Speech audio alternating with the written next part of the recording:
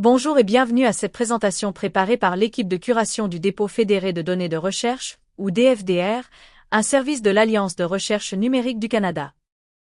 Dans cette session, nous partagerons les principes clés du partage des données de recherche dans des dépôts tels que le DFDR. Notre objectif est d'aider la communauté des chercheurs à améliorer les pratiques de partage des données. La présentation complète est disponible en ligne. À la fin, vous trouverez un code QR et un lien web pour accéder aux diapositives en anglais et en français, ainsi que des ressources supplémentaires mentionnées tout au long de la présentation.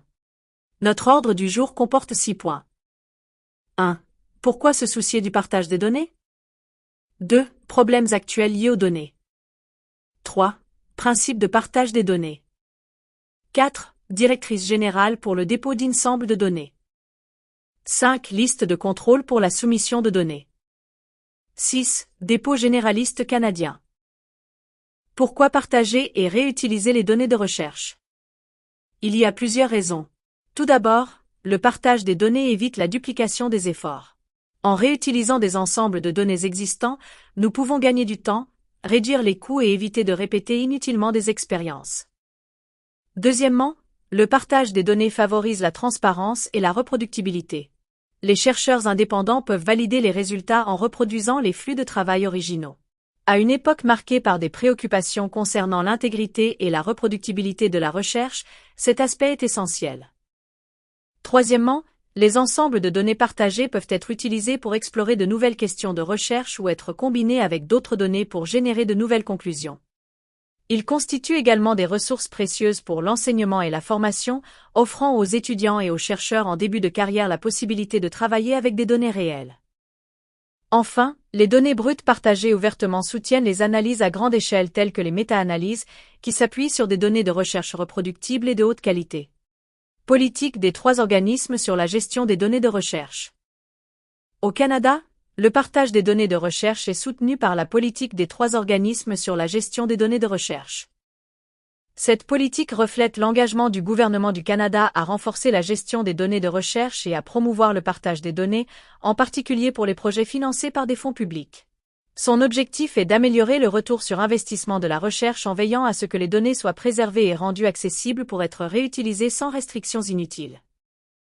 La politique encourage l'élaboration de plans de gestion des données, PGD, et le dépôt des données dans des référentiels fiables.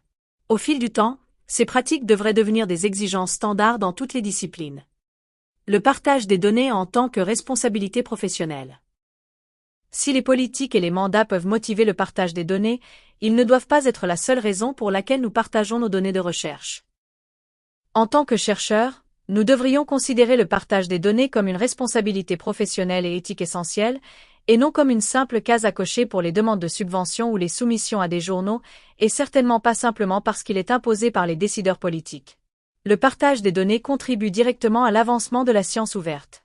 Il accroît la visibilité et l'impact de nos travaux, permet à d'autres de s'en inspirer et garantit que les résultats de la recherche s'étendent au-delà des publications individuelles. En fin de compte, le partage des données fait partie intégrante d'une science responsable, transparente et collaborative. Comment la recherche doit évoluer? Pour relever les défis et saisir les opportunités d'aujourd'hui, les pratiques de recherche doivent évoluer de 3 manières principales. Renforcer les compétences en matière de gestion et d'analyse des données. Les chercheurs doivent posséder les compétences nécessaires pour gérer, documenter et analyser les données de manière efficace. Il s'agit notamment de comprendre les formats, les métadonnées, les normes de documentation, le cas échéant, le codage de base ou l'écriture de scripts. Adopter des approches normalisées pour le partage des données et du code. Le partage des données brutes avec le code d'analyse améliore la transparence et la reproductibilité.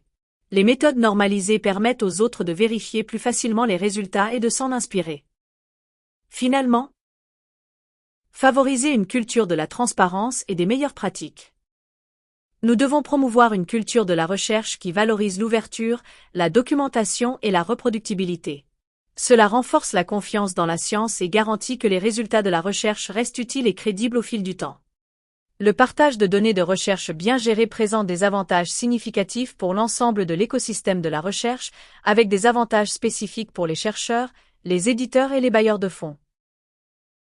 Pour les chercheurs, le partage des données augmente l'efficacité. Il réduit la duplication des efforts et facilite l'exploitation des travaux existants. La facilité de repartage assure la disponibilité pour tous les membres du laboratoire et de la communauté. La coopération. Les ensembles de données deviennent la base de nouveaux partenariats et de projets interdisciplinaires. Reproductibilité. Des données bien documentées permettent à d'autres de valider les résultats et de renforcer l'intégrité des résultats scientifiques. Pour les éditeurs, les données ouvertes contribuent à la rigorosité. En exigeant le partage des données, les éditeurs contribuent à garantir que la recherche est fondée sur des preuves transparentes et vérifiables. Aussi, les données partagées permettent aux examinateurs et aux lecteurs d'évaluer la crédibilité du travail. Science ouverte. Cela soutient un changement culturel plus large vers des pratiques de recherche accessibles et transparentes. Pour les bailleurs de fonds, le partage des données est un atout. La transparencia. L'accès public aux données montre comment les fonds de recherche sont utilisés.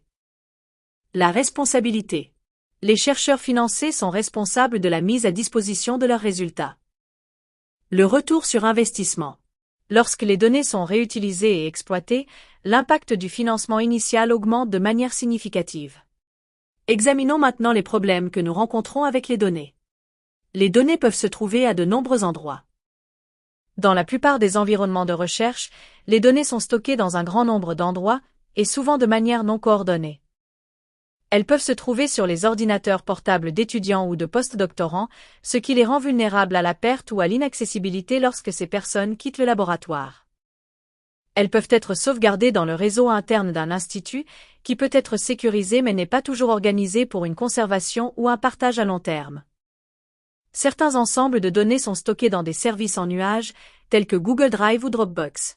Ces plateformes sont pratiques mais ne sont pas conçues pour une gestion structurée des données de recherche et peuvent ne pas être clairement identifiées en termes de propriété ou de métadonnées. D'autres données sont stockées sur des clusters de calcul haute performance HPC, qui permettent un traitement à grande échelle mais n'offrent pas toujours d'interface conviviale pour la gestion et le partage des ensembles de données. Cette fragmentation rend difficile le suivi, la conservation et la préservation des données de recherche. C'est pourquoi les dépôts centralisés et bien conservés jouent un rôle si important pour garantir l'accès et la réutilisation à long terme. Partage des données. Promesses et réalité. Bien que de nombreux articles de recherche affirment que les données sont disponibles sur demande, la réalité est souvent différente. Dans la pratique, lorsque les chercheurs ou les évaluateurs tentent d'accéder à ces ensembles de données, il est fréquent que les données ne puissent pas être récupérées. Il y a plusieurs raisons à cela. Une mauvaise gestion des données. Les données peuvent être désorganisées, stockées sur des appareils inaccessibles ou simplement perdues au fil du temps. Cela inclut la perte de contact avec le responsable. Manque de préparation. Les données n'ont jamais été documentées ou formatées pour être partagées, ce qui les rend inutilisables par d'autres. Mauvaise conduite de la recherche. Dans certains cas, les données n'ont jamais existé et l'affirmation de leur disponibilité cache des pratiques frauduleuses. Ce décalage entre la politique et la pratique souligne la nécessité d'un partage proactif et transparent des données par l'intermédiaire de référentiels fiables et avec une documentation appropriée. Problème courant dans les ensembles de données partagées. Même dans les rares cas où les données sont partagées, que ce soit sur demande ou en tant que matériel supplémentaire dans les publications, les problèmes graves sont fréquents. En particulier, des métadonnées manquantes ou incomplètes. Sans contexte adéquat, il est impossible de comprendre comment les données ont été générées ou ce que les variables représentent. Absence de fichier RIDM. De nombreux ensembles de données sont dépourvus d'un simple fichier texte décrivant le contenu, expliquant comment utiliser les données, la structure des fichiers ou la méthodologie sous-jacente. Structure de dossier désorganisée. Les fichiers sont souvent dispersés sans logique ni convention de dénomination, ce qui rend difficile la navigation, l'interprétation ou la réutilisation de l'ensemble de données. Les ensembles de données sont traités comme des éléments secondaires. Trop souvent, les données sont considérées comme une annexe à la publication, plutôt que comme un résultat de recherche autonome ayant sa propre valeur et son propre cycle de vie. Ensemble, ces problèmes rendent la réutilisation difficile, voire impossible, et diminuent l'utilité à long terme des données de recherche. Passons maintenant aux principes généraux du partage des données. Traiter les données comme des résultats de recherche indépendants. Une priorité essentielle du partage des données est de veiller à ce que les ensembles de données soient traités comme des résultats de recherche indépendants et réutilisables, et non comme des sous-produits d'une publication. Cela signifie que l'ensemble de données doit être clair. Les autres doivent être en mesure de comprendre ce que les données représentent sans avoir besoin d'accéder aux chercheurs originaux. Organisé. Les structures de fichiers, les conventions de dénomination et les hiérarchies de dossiers doivent être logiques et faciles à suivre. Bien documenté. Le contexte, la méthodologie et le contenu des fichiers doivent être expliqués de manière suffisamment détaillée. Pour illustrer ce besoin, beaucoup d'entre nous ont déjà hérité de données d'un ancien étudiant ou d'un collègue et se sont retrouvés dans l'impossibilité de les interpréter ou de les réutiliser en raison d'un manque de documentation ou de structure. En documentant et en conservant vos données de manière efficace, vous permettez aux autres et à vos futurs collègues de comprendre et d'exploiter votre travail. Les principes FAIR. Pour s'assurer que les données de recherche sont correctement partagées et réutilisées, il convient de suivre les principes FAIR afin d'améliorer la facilité de recherche. Utilisez des identifiants permanents, des métadonnées riches et veillez à ce que les ensembles de données soient indexés dans des référentiels consultables. L'accessibilité. Utilisez des formats de fichiers ouverts et spécifiez tout logiciel nécessaire pour accéder aux données. L'interopérabilité. Décrire les données à l'aide de formats normalisés et établir des liens avec les métadonnées connexes. La réutilisation. Fournir une documentation détaillée, des descriptions précises et une licence claire indiquant comment les données peuvent être utilisées. Voyons les principes FAIR en pratique en explorant quelques lignes générales pour le dépôt d'ensemble de données. 3 principes fondamentaux pour le partage des données. Lors de la préparation d'un ensemble de données en vue de son partage, il existe 3 pratiques essentielles qui s'appliquent à toutes les disciplines. Fournir un titre descriptif, un résumé et des mots-clés. Le titre d'un ensemble de données doit clairement refléter son contenu, et non le titre de l'article de recherche. Par exemple, indiquer le type de données, image, tableau, séquence d'ADN, etc., le sujet et d'autres détails pertinents. Les mots-clés et un résumé concis permettent d'améliorer la découverte dans les dépôts d'archives et les moteurs de recherche. Inclure un fichier RIDM avec des métadonnées. Les métadonnées sont des données sur les données. Un fichier RIDM doit expliquer le contexte, les méthodes de collecte, le contenu des fichiers et la manière de travailler avec l'ensemble de données. Il est essentiel pour aider les autres à comprendre et à réutiliser vos données. Veillez à la structure logique et à l'organisation. Utilisez des hiérarchies de dossiers clairs et des noms de fichiers descriptifs et cohérents. Cela permet aux utilisateurs de comprendre rapidement comment l'ensemble de données est organisé et comment les fichiers sont liés les uns aux autres. Ces éléments fondamentaux améliorent considérablement les chances de réutilisation et de compréhension de vos données. Les titres des jeux de données sont essentiels.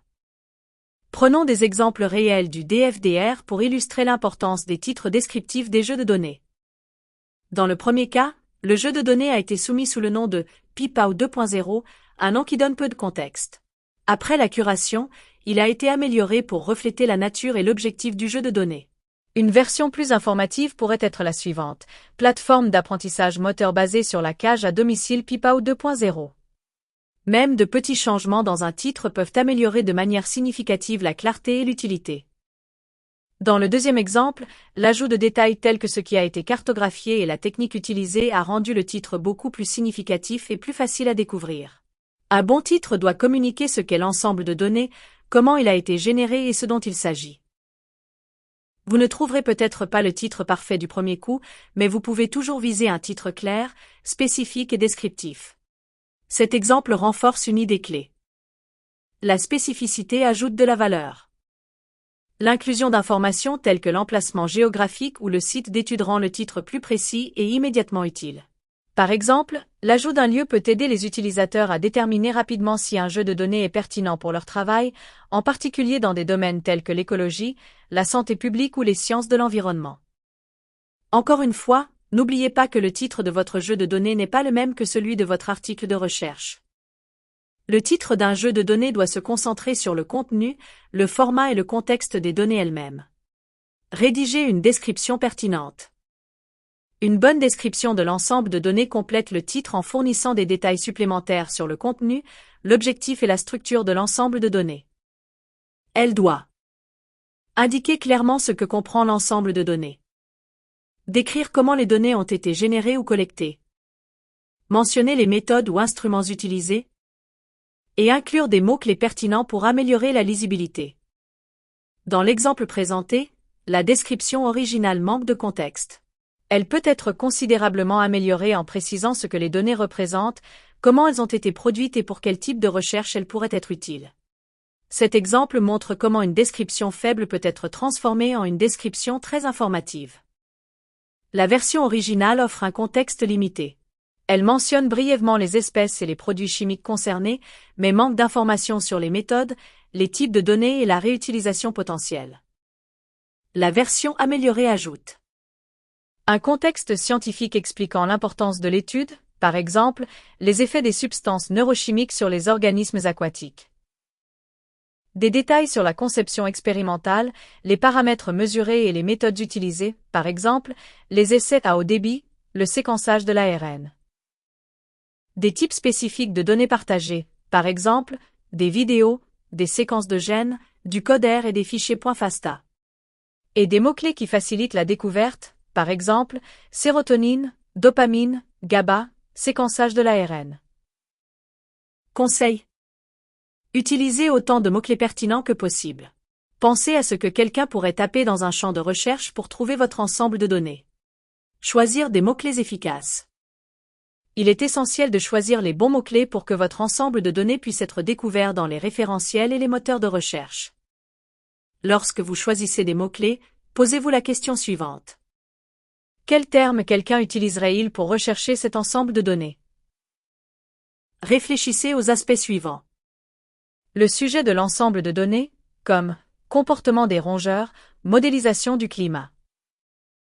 Les méthodes utilisées, telles que séquençage de l'ARN, imagerie satellite. Les types de données, par exemple, CSV, images microscopiques. Et tous les lieux, espèces ou systèmes pertinents impliqués. Évitez les termes trop généraux ou génériques et privilégiez plutôt les termes spécifiques et descriptifs qui reflètent le contenu et le contexte des données. Le fichier RIDM. Le fichier RIDM est l'un des composants les plus importants d'un jeu de données. Il fournit les informations essentielles nécessaires à la compréhension, à l'interprétation et à la réutilisation des données. Il existe de nombreux modèles et directives communautaires pour aider à structurer un RIDM. Bien que le format puisse varier, un bon fichier RIDM comprend généralement les mêmes éléments clés que nous examinerons dans la diapositive suivante. Un fichier RIDM bien structuré doit contenir les éléments suivants. Identifiant de l'ensemble de données. Inclure le titre de l'ensemble de données, les noms des auteurs ou des contributeurs, là où les dates de collecte des données et toute information géographique ou contextuelle pertinente. Cela permet d'établir l'identité de l'ensemble de données. Plan des fichiers et des dossiers. Décrivez l'organisation de l'ensemble de données. Décrivez la structure des dossiers, dressez la liste des fichiers inclus et expliquez les conventions de dénomination utilisées. Cela aide les autres à comprendre comment naviguer dans les données. Information méthodologique. Résumez la manière dont les données ont été collectées ou générées. Mentionnez les outils, les instruments ou les protocoles utilisés, ainsi que les conditions expérimentales pertinentes. N'oubliez pas que le RIDM doit permettre à l'ensemble de données d'être autonome, il ne doit pas s'appuyer sur la publication associée pour les détails clés. Instructions et exigences logicielles. Indiquez aux utilisateurs comment accéder aux fichiers et les utiliser. Si un logiciel ou un code spécifique est nécessaire, indiquez-le et mentionnez les exigences en matière de version. Informations sur le partage et l'accès. Indiquez clairement les conditions de licence pour la réutilisation. Indiquez si l'ensemble de données est librement accessible ou s'il est soumis à des restrictions. Nous recommandons l'utilisation d'une licence Creative Commons, CC-BY, pour une large réutilisation. Définissez la structure de votre ensemble de données. Pour faciliter la réutilisation, votre ensemble de données doit être clairement et logiquement structuré, idéalement dès le début du projet.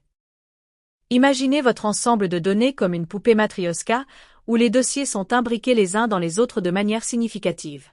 Chaque niveau doit ajouter un contexte et aider l'utilisateur à comprendre comment les données sont organisées. Il est surprenant de constater que cet aspect est souvent négligé. Dans la pratique, de nombreux ensembles de données sont soumis avec des structures de dossiers confuses ou incohérentes, ce qui les rend difficiles à interpréter ou à réutiliser. Commencez à structurer votre ensemble de données tôt. Mais il n'est jamais trop tard. Idéalement, Vous devriez concevoir la structure de votre ensemble de données au début d'un projet, mais si cela n'a pas été fait, la restructurer à mi-parcours ou même à la fin en vaut toujours la peine. Voici les éléments clés à prendre en compte. Structure des dossiers. Organisez les données de manière logique. Par exemple, créez des dossiers distincts pour les données brutes, les données traitées, la documentation et les scripts d'analyse. Regroupez les fichiers apparentés et évitez le désordre. Les formats de fichiers. Choisissez des formats ouverts et largement supportés. Par exemple, utilisez CSV au lieu d'Excel pour les données tabulaires, ou TIFF au lieu de formats d'image propriétaires tels que .ci. Les formats ouverts favorisent l'accès et la réutilisation à long terme. Les conventions d'appellation. Utilisez des noms descriptifs et cohérents pour les fichiers et les dossiers. Évitez les étiquettes vagues telles que data final 2.xlsx. Utilisez plutôt des noms qui décrivent clairement le contenu ou la version. L'objectif est d'aider les autres, et vous-même, à comprendre rapidement la structure et le contenu de l'ensemble de données, même des années plus tard. Nous allons maintenant examiner les outils et les modèles qui peuvent guider ce processus. Le protocole TIE comme cadre d'orientation. Il n'existe pas de règle unique pour organiser un ensemble de données. Cela dépend du contenu, de la discipline et du contexte de la recherche. Toutefois, des cadres tels que le protocole TIE offrent un point de départ solide.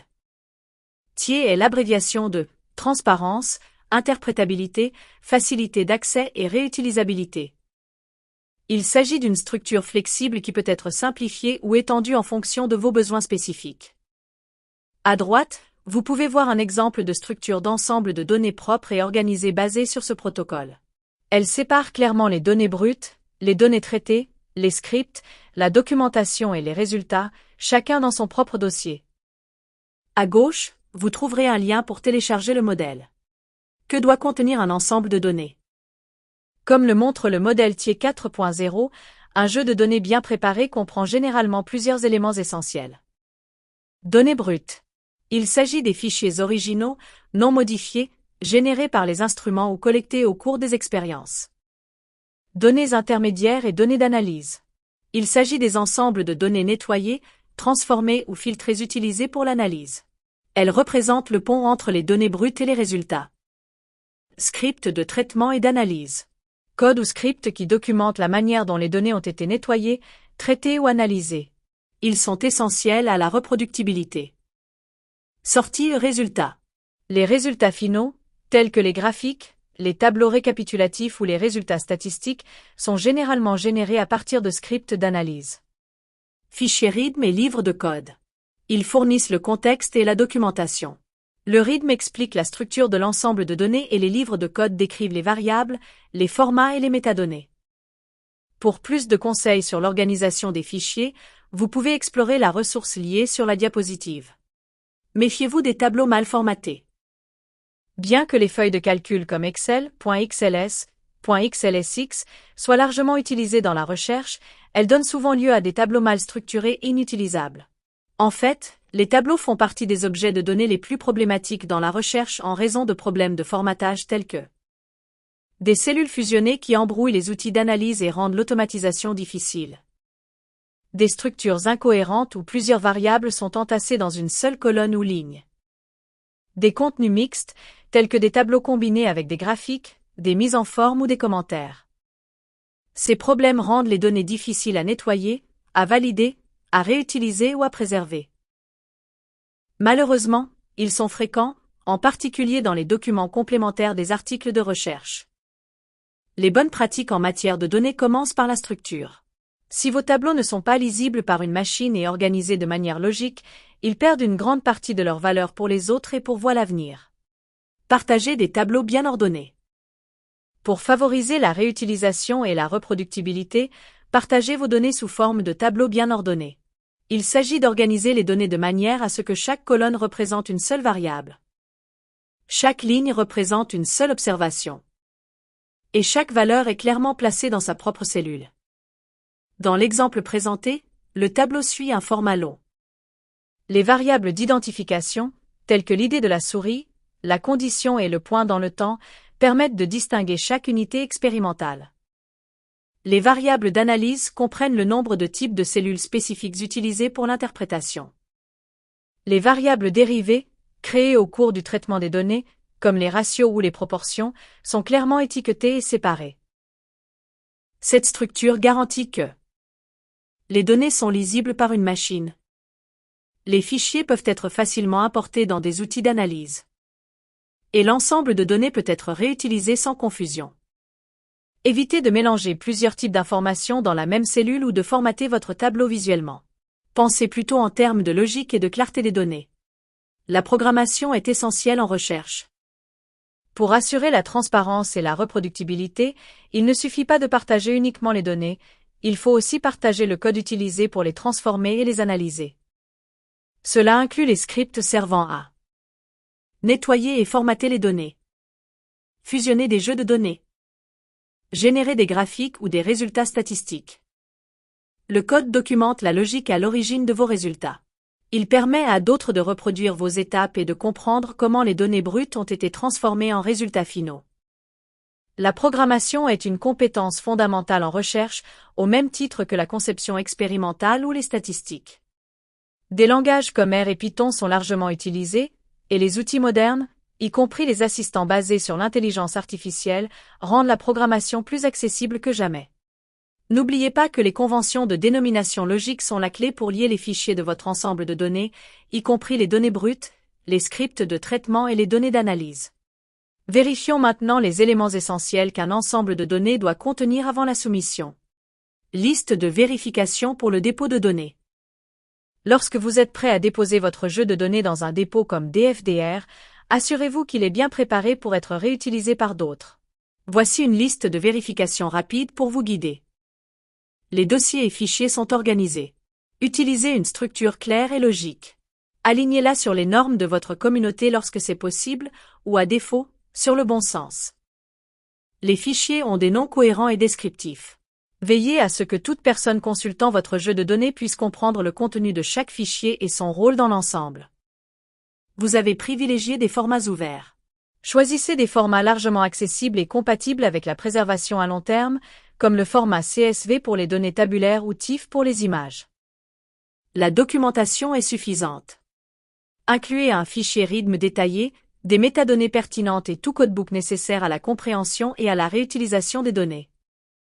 En suivant ces étapes, vous respectez non seulement les bonnes pratiques, mais vous augmentez également la visibilité, l'impact et la reproductibilité de votre travail. Foire aux questions sur le partage des données. Voici des questions fréquemment posées par les chercheurs. Quand devrais-je commencer à organiser mes données en vue de leur partage? Le plus tôt sera le mieux. N'attendez pas la fin d'un projet de plusieurs années pour structurer vos données. Commencez à les organiser dès leur collecte. Cela évite les confusions, fait gagner du temps et améliore la qualité des données. Quand puis-je partager mes données?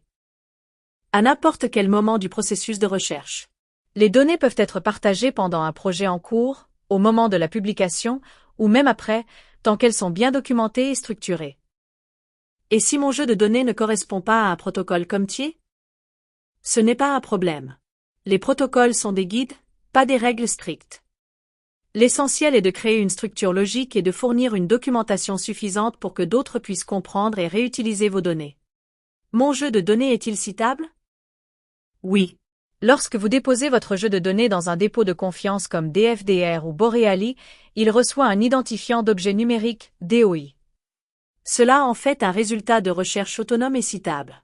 Vous pouvez même citer le jeu de données dans votre article, surtout s'il est déposé avant la publication. Comment d'autres peuvent-ils utiliser mon jeu de données? Cela dépend de la licence que vous choisissez. Nous recommandons la licence Creative Commons Attribution 4.0, CC-BY 4.0, qui permet une large réutilisation tout en exigeant une attribution appropriée. Où puis-je partager mes données? Vous pouvez déposer vos données dans des dépôts spécialisés, adaptés à votre discipline, ou dans des dépôts généralistes comme DFDR, qui prend en charge des jeux de données multidisciplinaires, à grande échelle et avec curation. Ou Borealy, basé sur la plateforme Dataverse et hébergé par les bibliothèques universitaires canadiennes. Nous examinerons ces deux options de plus près dans les prochaines diapositives. En résumé, les données d'abord. Un jeu de données n'est pas simplement un matériel d'accompagnement. C'est un résultat de recherche à part entière. Il peut, et devrait, être utilisé indépendamment de l'article scientifique. être cité de manière autonome grâce à son propre DOI. Et être valorisé en tant que contribution scientifique en soi. En réalité, un changement de perspective s'impose. Plutôt que de considérer les données comme un complément à votre article, considérez l'article comme un complément à votre jeu de données. Explorons maintenant les caractéristiques fondamentales des deux principaux dépôts généralistes canadiens. Le dépôt fédéré de données de recherche, DFDR.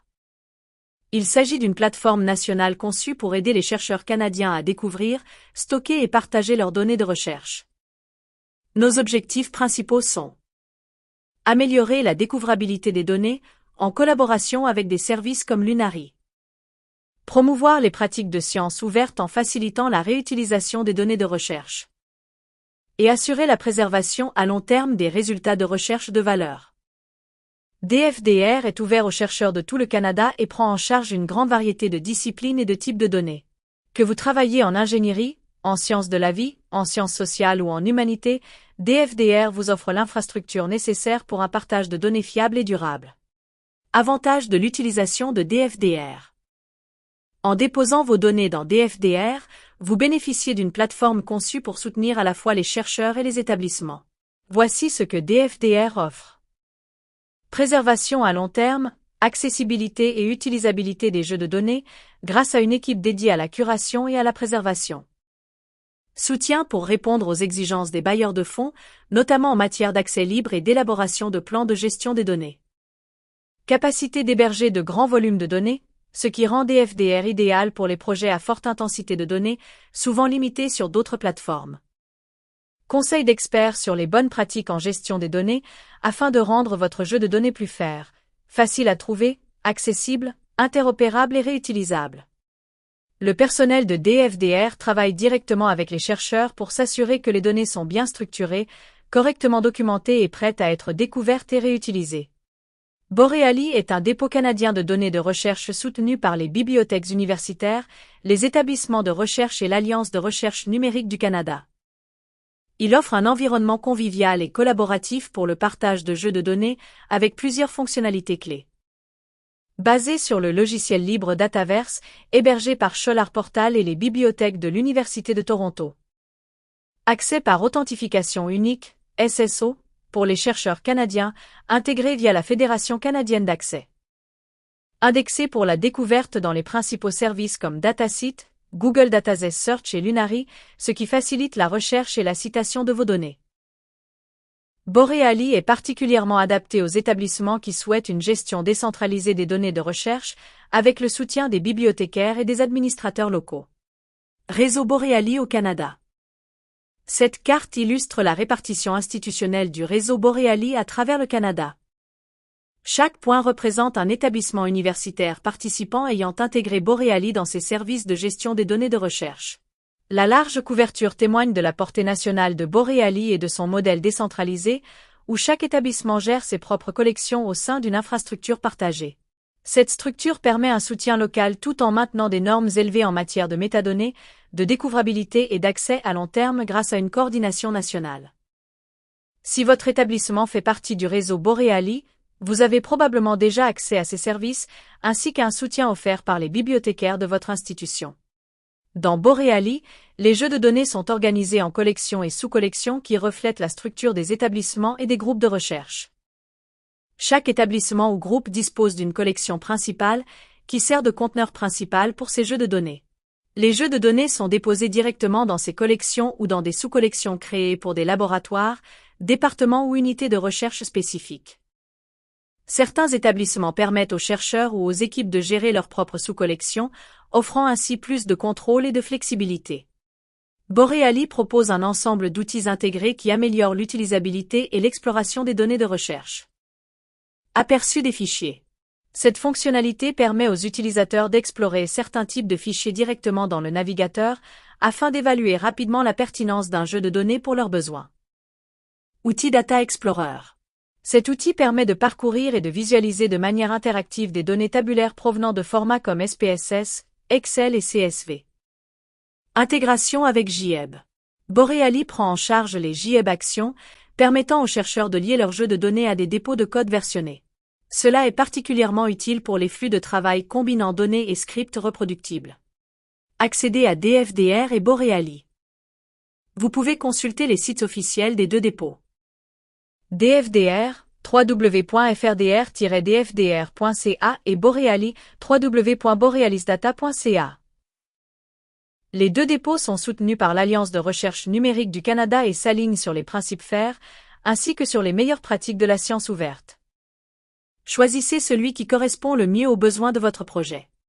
Ressources et soutien. Pour vous aider à préparer et partager efficacement vos données de recherche, plusieurs ressources et services de soutien sont à votre disposition. Des guides DFDR pour déposer, organiser et gérer vos données sur la plateforme. Guide de l'utilisateur Borealy. Des instructions détaillées pour utiliser Borealy, de la création d'un jeu de données jusqu'à sa publication. Ressources de formation de l'Alliance de recherche numérique du Canada. Ateliers, vidéos et documents pour développer vos compétences en gestion des données. Cette présentation est également disponible en ligne, en français et en anglais. Vous pouvez scanner le code QR ou utiliser le lien fourni. Si vous avez besoin d'aide, n'hésitez pas à nous contacter par courriel ou le site web. Notre équipe peut vous accompagner dans le processus d'organisation, de documentation et de publication de votre jeu de données afin qu'il respecte les bonnes pratiques et atteigne la communauté de recherche élargie.